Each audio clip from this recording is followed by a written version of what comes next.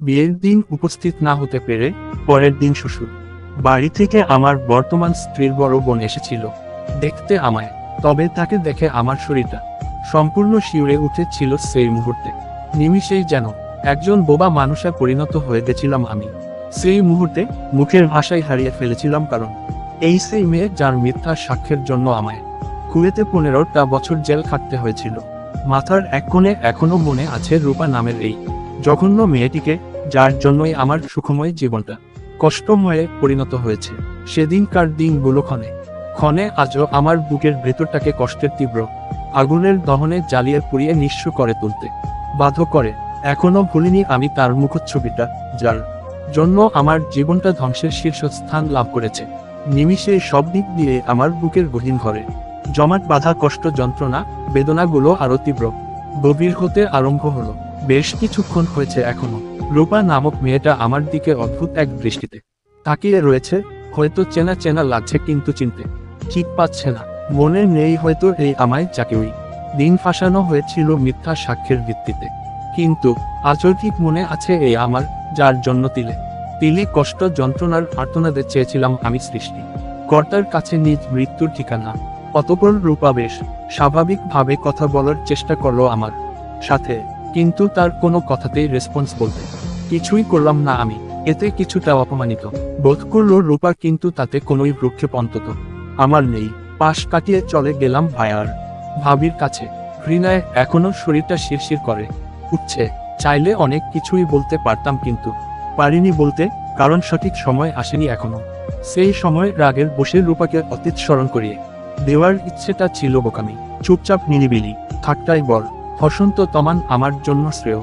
পাপিষ্ঠরা শাস্তি পাবেই আজ নয়তো কাল, তাই বলে এর জন্য বেকুর হয়ে ওঠার কোনো প্রয়োজন অন্তত আমার নেই। ভাবাতে সম্পূর্ণ বিভোর ছিলাম আমি। অতঃপর ভায়া হস্তক্ষেপ করে বলল, কি ভাবছিস এমন করে?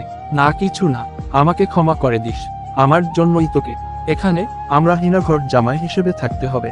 না ভাইয়া, এতে কোনো রাগ, অভিযোগ, অভিমান আমার নেই। তোমরা এবার নিশ্চিন্তে যেতে পারো নিজেদের গন্তব্যে। আর করো না কোনো চিন্তাই আমায় নিয়ে। আজই ভাইয়ারা চলে যাচ্ছে এখান থেকে। যাওয়ার আগে ভাই আমার অশ্রুসিক্ত নয়নে জড়িয়ে ধরেছিল আমায়।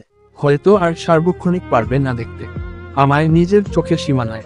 অতঃপর ভাইয়া ভাবি সবাইকে বিদায় জানিয়ে যাত্রা আরম্ভ করলেন নিজ গন্তব্যের উদ্দেশ্যে। ভাইয়া এবং ভাবি যাওয়ার পরপরই বাড়ির ছাদের এক কোণে এসে দাঁড়িয়ে পড়লাম আমি। এত বছর পর সেই অভিশপ্ত ঘৃণিক নারীকে নিজের বর্তমান স্ত্রীর বড় বোন হিসেবে দেখতে পেয়ে আশ্চর্যের যেন কোনো সীমা নেই আমার। নারী, সেটা আমি বাস্তব, অবাস্তব, কল্পনা, অকল্পনা, স্বপ্ন বা দুঃস্বপ্নেও ভাবতে পারিনি। জানি না কার কি এমন ক্ষতি করেছিলাম আমি, যার ফলস্বরূপ আমাকে তিলে তিলে কষ্টের অতল গভীর সাগরে তলিয়ে যেতে হচ্ছে বারবার, প্রতিনিয়ত।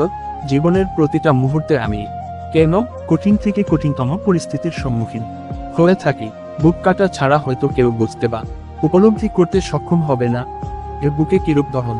পাশেই দুটো টবে দুটো গোলাপ ফুল গাছ লাগানো।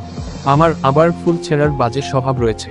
খপ করে একটা ফুল ছিঁড়ে ছাদের অন্য পাশে গিয়ে দাঁড়ালাম। তার খানিকটা সময়ের পর একটা পিচ্চি ছাদে এসে হাজির হয় সম্ভবত আমার বর্তমান স্ত্রী রায়ের কোনো কাজিনের ছেলে হবে। ছেলেটি এসে ফুল গাছ গুলো বেশ ঘুরে ঘুরে দেখছিল। ঠিক সেই মুহূর্তে রায় ছাদে আসে এবং গোলাপ গাছে একটি ফুলের শূন্যতা দেখতে পেয়ে রায় সঙ্গে সঙ্গে ক্ষুব্ধ হয়ে ধমকের সুরে পিচ্চি ছেলেটাকে বলল, তন্ম, তুই কি এখান থেকে ফুল ছিঁড়েছিস? কই না তো, আমি ফুল ছিঁড়িনি। হঠাৎ ঠাস করে পিচ্চি ছেলেটাকে একটা থাপ্পড় লাগিয়ে দিয়ে রায় বলল, মিথ্যা বলা আমি একদমই পছন্দ করি না। এর আগেও তুই এখান থেকে ফুল ছিঁড়েছিস, আর আজও তার ব্যতিক্রম হলো না। তুই জানিস না আমি অস্থায় ফুল ছিঁড়ে এমন কাউকে দেখতে পারি না। সত্যি বলছি আমি এমনটা করিনি। আবার মিথ্যা বলছিস? এতক্ষণ কান্না না করলেও এবার ঠিকই রায়ের তীব্র ধমকে কান্না করে দিয়ে ছেলেটি ছাদ থেকে চলে গেল এবং যাওয়ার আগে আবারও বলে গিয়েছে সে ফুল ছিঁড়েনি। একটা ফুল ছেঁড়ার জন্য রায় এতটা রেগে যাবে সেটা আমার কল্পনার শতগুণ বাহিরে অবস্থান করেছিল। আহারে বেচারা পিচ্চি ছেলেটা শুধু শুধু আমার জন্যই রায়ের ক্রোধের শিকার হতে হলো। পিচ্চি ছেলে অন্তত মার খাওয়ার পরে আর মিথ্যের আশ্রয় গ্রহণ করবে না। অতএব এবার রায়ের সন্দেহের তীর এসে বেদ করলো আমার বুকে খানি। দ্রুত ফুলটা পকেট গুজে নিয়ে স্বাভাবিক হয়ে দাঁড়িয়ে রইলাম আমি, যেখানে একটা পিচ্চি ছেলের গায়ে হাত তুলতে যে মেয়ে দ্বিধা বোধ করে না সেখানে। আমি তো এক জ্ঞান বুদ্ধিওয়ালা। অতঃপর রায় আমার পিছনে এসে দাঁড়ালো এবং ভ্রুকুচকে আমায় কিছুটা স্বাভাবিক কণ্ঠে বলল, আপনি কি ফুলটা ছিঁড়েছেন? আমি কেন ফুল ছিঁড়তে যাব? আশ্চর্য। একটু এদিক ফিরুন তো। জি বলো, আপনার পকেট ওটা কি দেখা যাচ্ছে? আচ্ছা, তার মানে আপনি আমায় সন্দেহ চোখে দেখছেন? আমার জ্ঞান বুদ্ধি কি এতটাই লোপ পেয়েছে যে আমি শুধু শুধু অস্থায়ী গাছ থেকে ফুল ছিঁড়ব? তাও ঠিক। আর আপনি তো আর ছোট নন যে অস্থায়ী ফুল ছিঁড়ে গাছের সৌন্দর্য নষ্ট করবেন। যাই হোক, বেশিক্ষণ ছাদে দাঁড়িয়ে থাকবেন না, নিচে চলে আসুন। কেন, অসুবিধা আছে? বেশিক্ষণ ছাদে দাঁড়িয়ে থাকা লোককে পছন্দ করতে আমি অভ্যস্ত নই। কথা বলার পরপরই রায় চলে গেল। বুঝলাম না, আমি ছাদে দাঁড়িয়ে থাকলে তার কি এমন অসুবিধা? অতঃপর বেশ কিছুক্ষণ পর ব্যাপারটা স্পষ্ট বুঝতে সক্ষম হলাম।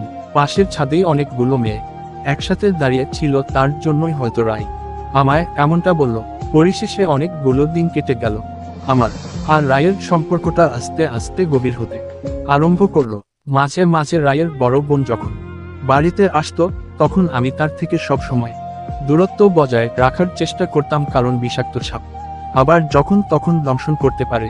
রূপা যখনই শ্বশুর বাড়ি থেকে নিজ বাবার বাড়ি আসতো, তখনই আমাকে দেখলেই কিছু একটা ভাবাতে বিভোর হয়ে পড়তো। হয়তো কিছু মনে করার চেষ্টা করত, কিন্তু কিছুতেই মনে করতে পারতো না।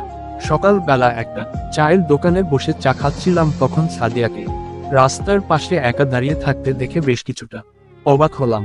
অতঃপর মন বারণ করা সত্ত্বেও আবার সাদিয়ার সম্মুখে দাঁড়িয়ে বেহায়াদের মতো জিজ্ঞেস করলাম, কেমন আছো? উত্তরে কিছুই বলল না।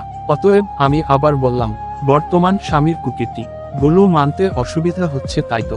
হঠাৎ আমার এমন কথা শুনে সাদিয়া বেশ একটা অবাকে পরিণত হয়ে চোখ বড় বড় করে আমার দিকে তাকালে আমি তাচ্ছিল্যের হাসি দিয়ে বললাম, তুমিও যেমন 4 বছরের সন্তানকে রেখে অবৈধ কাজে লিপ্তে হয়েছিলে, ঠিক তেমনি তোমার বর্তমান স্বামীও তুমি এবং তোমার বর্তমান ছেলে মেয়েকে রেখে অন্য এক নারীর সাথে পরকীয়া নামক পাপিষ্ঠে লিপ্ত।